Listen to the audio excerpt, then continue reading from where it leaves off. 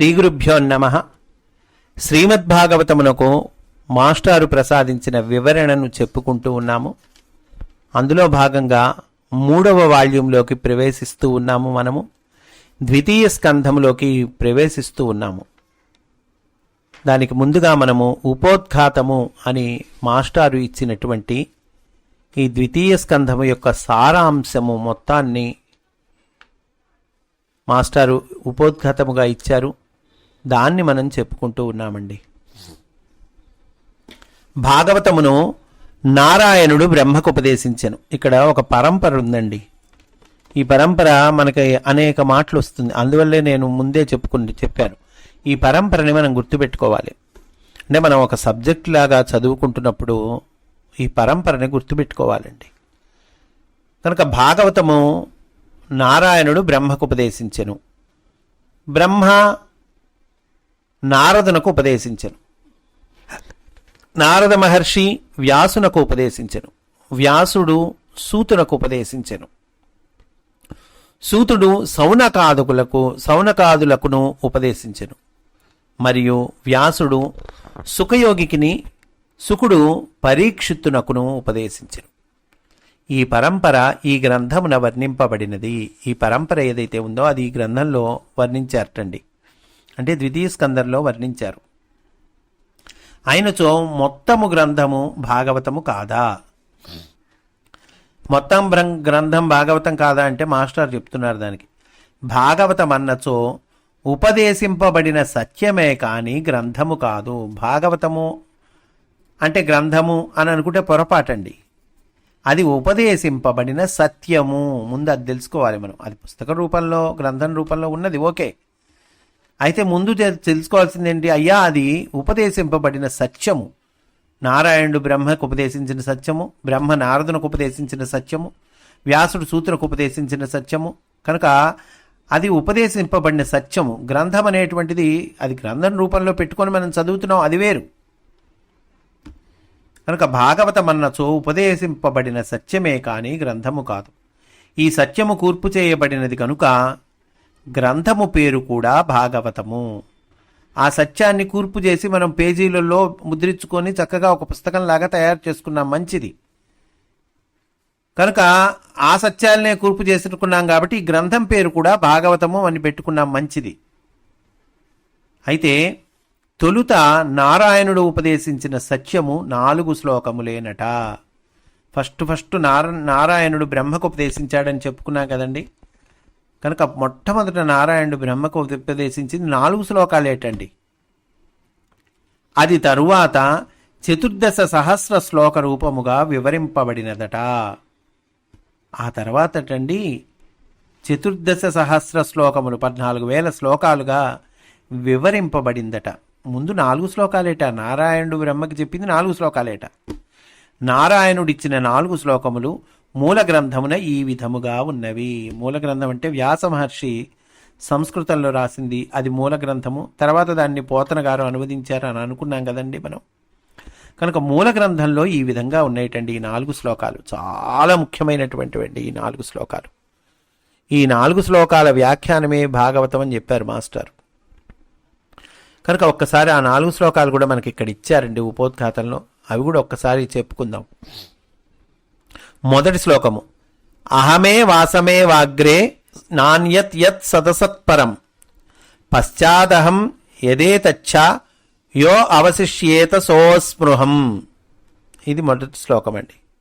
తర్వాత రెండో శ్లోకం, ఋతే అర్థం యత్ ప్రతీయేత న ప్రతీయేత చాత్మని తద్విద్యాత్మనో మాయాం యథాభాసో యథాతమః. ఇది రెండో శ్లోకం అండి. తర్వాత మూడో శ్లోకం చెప్పుకుందాం, యథా మహాంతి భూతాని భూతేషు చావచేష్వను ప్రవిష్టాన్యప్రవిష్ట్యాని యథా తేషు న తేష్వహం. ఇది మూడో శ్లోకం అండి. ఇకపోతే 4వ శ్లోకం, ఏతావదేవ జిజ్ఞాస్యం తత్వజిజ్ఞాసునాత్మనః అన్వయ వ్యతిరేకాభ్యాం యత్స్యాత్ సర్వత్ర సర్వదా. ఇది 4వ శ్లోకం అండి. ఇందలి భావము అని మాస్టర్ మనకిస్తున్నారు. ఈ 4 శ్లోకాల్లోకి 4 భావాలు ఉన్నాయి. ఆ భావాలను కూడా మాస్టర్ చక్కగా మనకు అందించారండి. ఇందలి భావం ఏంటి? మొదటి శ్లోకానికి భావం ఏంటి? ఈ సృష్టికి మొదటికి ముందు చివరకు వెనుక నేనే ఉన్నాను. ఈ సృష్టికి మొదటికి ముందు చివరకు వెనుక నేనే ఉన్నాను. మరి ఒకటి లేదు. ఉండుట లేకుండుట లేవు. నేనే ఉన్నాను. కార్యము కారణము నేనే. ఇప్పుడు నీవు తెలియగలిగినది చూడగలిగినది నేనే. తరువాత మిగులునది నేనే. ఇది మొదటి శ్లోక భావం అండి. రెండో శ్లోకం యొక్క భావం చూద్దాం. పనికి వచ్చునది అని కనిపించునట్టి దానిలో నా యందు లేనిదేదియూ లేదు. నేను కాక నీకు గోచరించున్నది మాయా. వెలుగునకు చీకటి ఎట్లో అట్లే నా యందున్న నీయందు మాయయును గోచరించును. వాస్తవునకు ప్రతిబింబమెట్లో అట్లే, వస్తువునకు ప్రతిబింబమెట్లో అట్లే అంటున్నారు. ఇది రెండో శ్లోకం యొక్క భావం.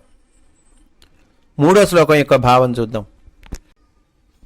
సృష్టి యందు మహాభూతములు ఎట్లు పుట్టునో అట్లే మహాభూతముల యందు పెద్దవి చిన్నవి పుట్టును. అందు నేను నిండియున్నట్లు కనిపించునవి నాయందుండుట వలన కనిపించుచున్నవి. ఈ విధముగా నేను వీని యందున్నాను. ఈ విధముగా నేను వాని యందు లేను. ఇది మూడో శ్లోకం యొక్క భావం అండి. నాలుగో శ్లోకం యొక్క భావం చెప్పుకుందాం. సత్యము తెలియదలిచిన వాడు దీని నేతానుగా వెదుకవలెను. సూటిగా గాని సృష్టి యందు గాని నన్నే వెదుకుటకు యత్నింపవలెను. ఇది నాలుగో శ్లోకం యొక్క భావం అండి. కాల నిర్ణయమును గురించిన కొన్ని విషయములు ఇట్లా మనకి 4 శ్లోకాలు ఇచ్చారు. అంటే మొట్టమొదట నారాయణుడు బ్రహ్మకు ఉపదేశించినవి 4 శ్లోకా నిర్ణయ, తర్వాత అవి 14,000 శ్లోకాలుగా వివరింపబడింది. కనుక ఆ 4 శ్లోకాలు మూలంలో ఇట్లా ఉన్నాయి అని ఆ మూలంలో ఉన్నటువంటి 4 శ్లోకాలను ఇచ్చారు. అందరి భావాన్ని కూడా ఇచ్చారండి మాస్టారు. కాల నిర్ణయమున గూర్చిన కొన్ని విషయములు ఈ స్కందమున ఆధారములుగా లభించును. కాల నిర్ణయానికి సంబంధించిన ఆధారాలు ఈ స్కందంలో కనిపిస్తాయటండి. ఏమిటయ్యా అవి అంటే కనుక అవి ఇచ్చారు మాస్టర్. బ్రహ్మ నారదునకు భాగవతము ఉపదేశించుచున్న కాలమునకు ఈ దిగువ అవతార కథలు అయిపోయినవి. శ్రీ మహావిష్ణువు అంటే నారాయణుడు బ్రహ్మకు ఉపదేశించాడు. ఆ తర్వాత బ్రహ్మగారు నారదునకు ఉపదేశించారు అని అనుకున్నాం కదండి. బ్రహ్మగారు నారదునికి ఉపదేశించే కాలానికటండి, ఆ సమయానికట ఈ దిగువ అవతార కథలు అయిపోయినాయి. కొన్ని అవతార కథలు అయిపోయినాయటండి కాలం పరంగా చూస్తే. మనం ఏ అవతారాలు అయిపోయినాయి అయ్యా అంటే కనుక 17 అవతారాలు అయిపోయినాయట. ఏమిటండి ఆ 17 అవతారాలు అయిపోయినవి అని అంటే కనుక వరాహ అవతారము, సుయజ్ఞావతారము లేక హరి అవతారము, కపిలుడు, దత్తాత్రేయుడు, సనకాదులు, నరనారాయణులు, ధ్రువుడు, పృథువు, ఋషభుడు, హయగ్రీవుడు, మత్స్యము, కూర్మము, నృసింహము, ఆదిమూలావతారము, వామనుడు, హంసావతారము, మనువు. మొత్తం 17 అండి. ఈ 17 అవతారాలు కూడా ఆ కథలు అయిపోయినాయట. ఎప్పటికీ బ్రహ్మ నారదునకు భాగవతము ఉపదేశించుచున్న కాలానికల్లా కూడా ఇవన్నీ అయిపోయినాయటండి. బ్రహ్మ నారదునకు ఉపదేశించుచున్న సమయమునకు 18-19 అవతారములకు ధన్వంతరియు పరశురాముడును సమకాలికులై ఉన్నారు. అయిపోయినవేమో 17 అవతారాలు, సమకాలికంగా ఉన్నవేమో 2 అవతారాలు. ఈ దేనికి సమకాలికమండి? బ్రహ్మ నారదునికి ఉపదేశించున్న సమయానికి సమకాలికమైనవి 2 అవతారాలట. ఏమిటయ్యా 2 అంటే కనుక ధన్వంతరియు పరశురాముడు.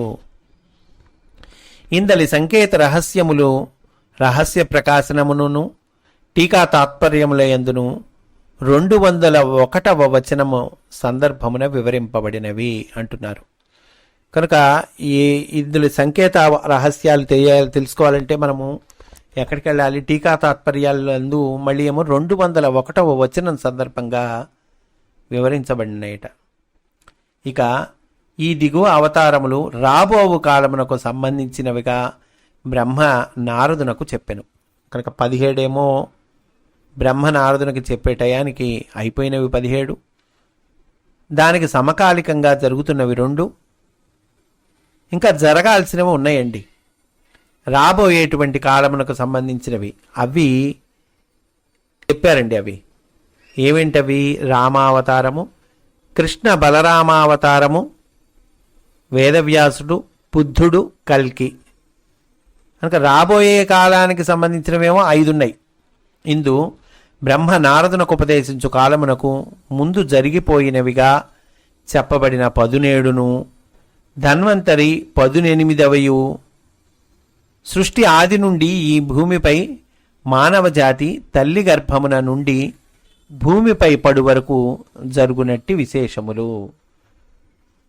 కనుక అంతకుముందు అయిపోయిన 17, తర్వాత ధన్వంతరి అవతారం ఒకటి, మొత్తం ఈ 18 అటండి. సృష్టి ఆది నుండి ఈ భూమిపై మానవ జాతి తల్లి గర్భం నుండి భూమిపై పడే వరకు జరుగునటువంటి విశేషాలటండి. అందు ధన్వంతరి మానవుడే.